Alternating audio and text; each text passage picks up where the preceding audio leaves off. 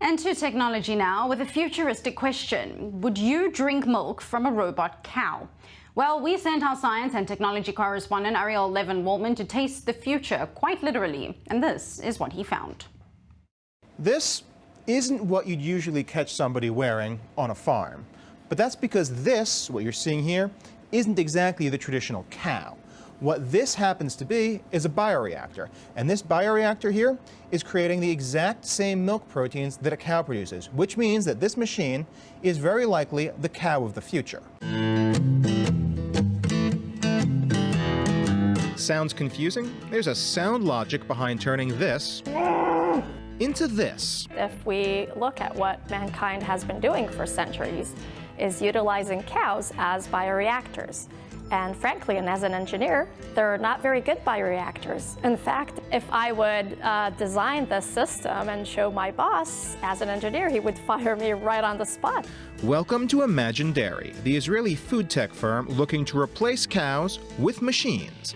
To them, it's simple economics. The conversion rate of what the cow eats to convert it to the protein existing in cow's milk is very, very low. It's around 4%. While in our case, the conversion rate is almost 100%. Not just a matter of market efficiencies.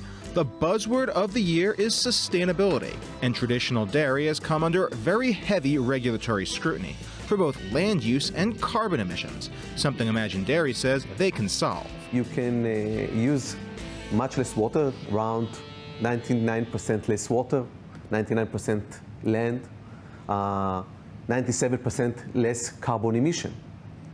So it's a much more environmental friendly approach. But it's not like existing products that try to pretend vegetables are cheese. This cheese is real. There's just no cow involved. The process is called precision fermentation.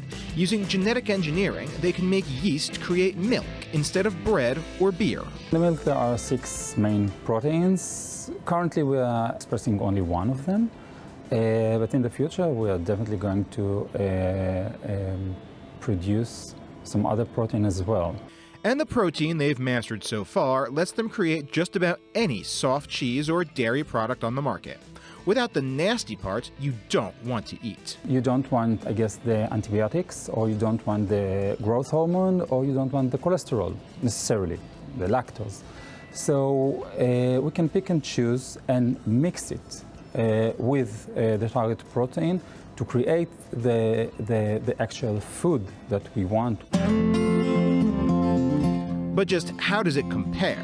So now we're all pretty much out of our lab coats and uniforms and ready to do some taste testing here with a spread of somewhat traditional foods. We've got barekas, very Israeli. We got some blintzes, and of course we got the bread and the spread. Now, what makes this stuff all unique is, of course, it's made with the synthetic dairy products like the sort that we saw a little earlier today. And we're going to do a little comparison, how they stack up against the traditional varieties.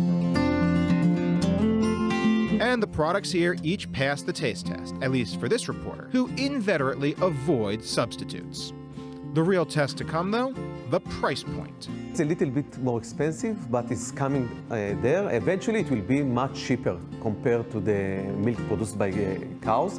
The goal here is to be on the market by the end of 2024. A few last regulatory paperwork hurdles to clear, and from there, competition with the trillion-dollar global dairy industry.